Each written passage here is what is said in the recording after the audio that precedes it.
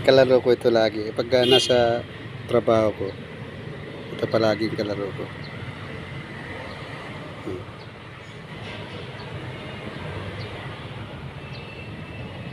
Ang bait niya.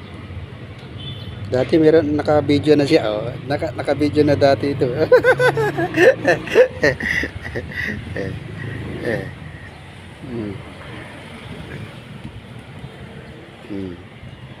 Mabait to.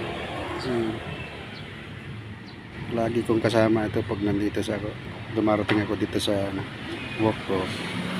Habang nag-aantay magbukas sa opisina, ayan, kalaro ko to siya.